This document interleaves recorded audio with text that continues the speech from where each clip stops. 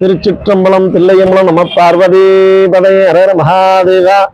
அன்பார்ந்த மெய்யன்பர்களே, நமது அடியார் திருக்கூட்டத்தில் ஒரு அன்பான அடியார் திருநீற்று பதிகத்தினை நீங்கள் ஒரு முறை பாராயணம் செய்ய வேண்டும் என்று வேண்டி கேட்டுக்கொண்டார்.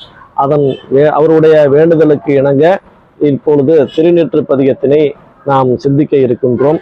அந்த வகையில நமக்கெல்லாம் முதல் சமய தலைவரான திருஞான சம்பந்தர் திரு அவதாரம் செய்தார். அவருடைய சமயத்தில், நம்மளுடைய சமயத்தில் முக்கிய பங்காக இருக்கக்கூடியவர் திருஞான சம்பந்தர். அவர் திருநீற்றின் பெருமையும், திருநீற்றுடைய அருமையும், திருநீற்றினுடைய வலிமையும் எத்தகையது என்பதனை அவர் மிக ஆழமாக சொல்லியிருக்கின்றார். அதாவது குறிப்பாக சொல்ல வேண்டும் என்றால், மதுரையில் திரு ஆலவாய் சொக்கநாதர் பெருமானுடைய திருத்தலத்திலிருந்து அந்த திருநீற்று பதிகத்தினை உலகுக்கே எடுத்து காட்டுகிறார். ஒரு முறை சமண சமயம் அங்கே மதுரையில் ஓங்கியிருந்தது, சமயம் தாழ்ந்திருந்தது. அப்பொழுது அந்த சமணர்களை வெளியேற்ற வேண்டும், நம்மளுடைய திருநீற்று சமயத்தை ஓங்க செய்ய வேண்டும் என்பதற்காக திருஞான சம்பந்தர் அங்கே எழுந்தருளுகிறார் மதுரையில. அப்பொழுது மதுரையில தங்கி ஒரு மடத்துல தங்கி இருக்கின்றார். அந்த சமணர்கள் எல்லாம் அந்த திருஞான சம்பந்தர் தங்கியிருக்கக்கூடிய திருமடத்துல தீயிடுகிறார்கள். அப்பொழுது அந்த நாட்டினுடைய மன்னருக்கு இந்த தீ மெல்ல பையவே போய் சென்று அடைக மன்னருக்கு அப்படின்ட்டு அந்த திருஞான சம்பந்தர் கூற, அப்பொழுது அந்த திருமணத்துக்கு ஏற்பட்ட தீயானது அப்படியே மெல்ல மெல்ல கூன் பாண்டியன் மன்னருக்கு சென்றடைந்தது. அந்த வெப்பு நோய் தீர முடியாமல், வெப்பு நோய் தாங்க முடியாமல் மன்னன் அலறுகிறான். அந்த சமயத்துல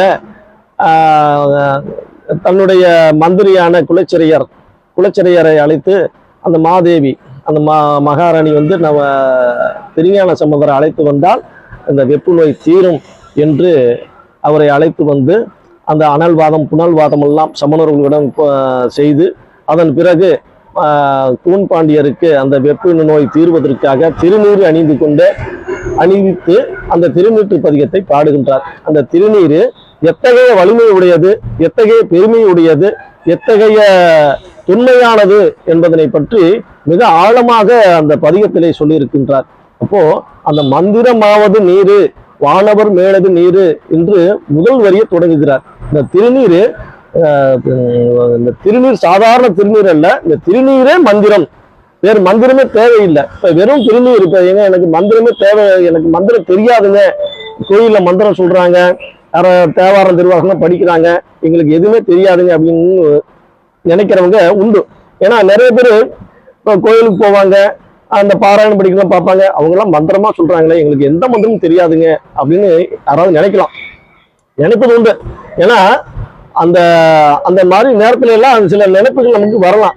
ஆனா திருஞான சம்பந்தர் சொல்லுகிறார் பாருங்க, மந்திரம் மாவதே நீரு, நீ திருநீர் அணிந்தாவே அது பெரிய மந்திரம், அதுக்கு மேல மந்திரம் இல்லை, திருநீருக்கு மேல ஒண்ணுமே இல்லை அப்படிங்கிற மாதிரி திருஞான சம்பந்தர் முதல் வரியில கொடுத்திருப்பார். அதாங்க, மந்திரம் ஆவது நீரு, வானவர் மேலது நீரு, சுந்தரம் ஆவது நீரு, துதிக்கப்படுவது நீரு, தந்திரம் ஆவது நீரு, சமயத்தில் உள்ளது நீரு, செந்துவர் வாயுனை பங்கன் திரு ஆளவாயான் திருநீரே. அப்படி அந்த சிவபெருமான எண்ணி நீ அணிகின்ற பொழுது உனக்கு எல்லாமே வெற்றியை கொடுக்கும், உனக்கு பாதுகாப்பை கொடுக்கும், வலிமையை கொடுக்கும், தைரியத்தை கொடுக்கும். அதனால நெற்றி நிறைய திருநீர் அணிந்து பழகணும். அந்த பிள்ளைகளுக்கெல்லாம் அந்த திருநீற்றின் பெருமையை எடுத்து சொல்லணும். ஏன்னா எங்கு சென்றாலும், இப்ப நீங்க ஒரு தொழில் துறையில இருக்குன்னு வச்சுக்கலேன், ஏதோ தொழில்துறை நலிந்திருக்கிறது, என்ன செய்யறது, ஏதாவது புரோகிதரை அனுப்பி ஏதாவது பண்ணலாமா, பரிகாரம் செய்யலாமா, ஒரு எந்திரம் பண்ணலாமா அப்படிலாம் நினைப்பது உண்டு. ஏன்னா இயல்பாவே அது ஏதாவது பண்ணாவது ஏதாவது தொழில் நல்லா நடக்குமே அப்படின்ற மாதிரிலாம் நினைப்பது உண்டு. ஆனா அந்த மந்திரமான திருநீர், சாதாரண திருநீர் தான், சிவபெருமான எண்ணி நம்ம நெத்தி நிறைய பூசிட்டாவே அது மந்திரம் தான்.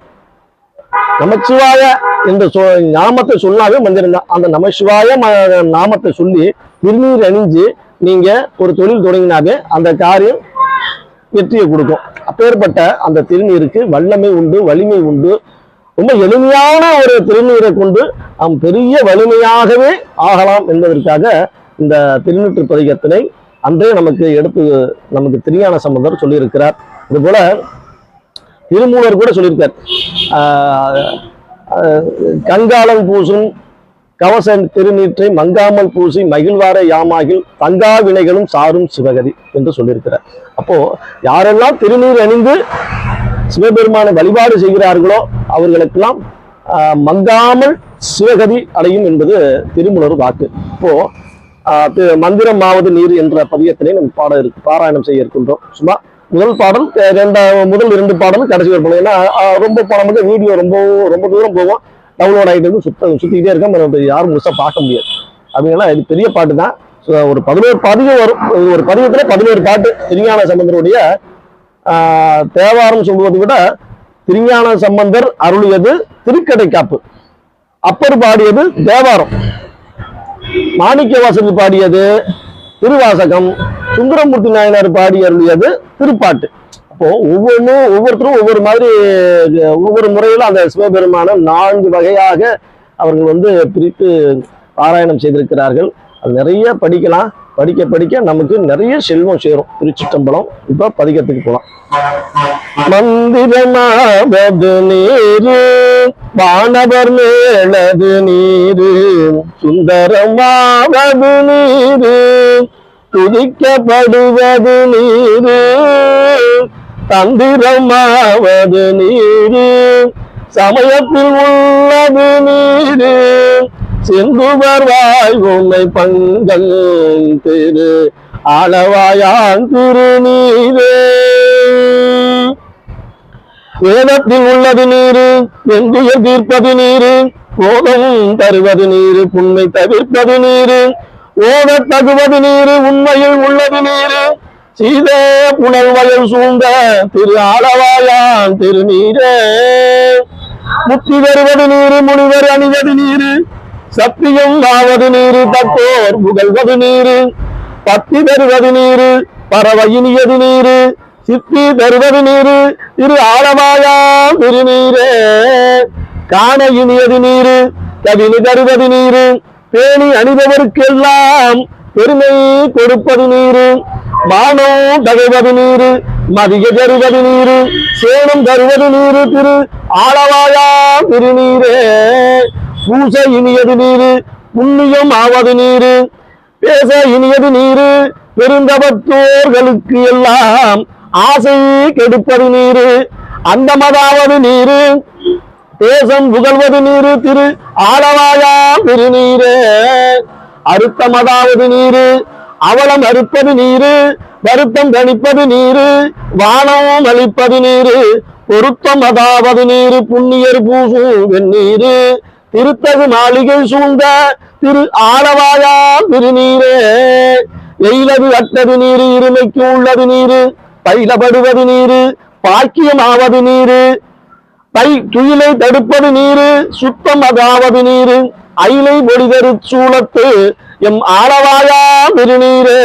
ராவணன் வேளது நீரு என்ன தகுவது நீரு, பராவணம் ஆவது நீரு பாவம் அறுப்பது நீரு, ராவணம் ஆவது நீரு தத்துவம் ஆவது நீரு, ஆற வணங்கும் திருமேனி அராவணங்கும் திருமேனி ஆளவாயான் திருநீரே.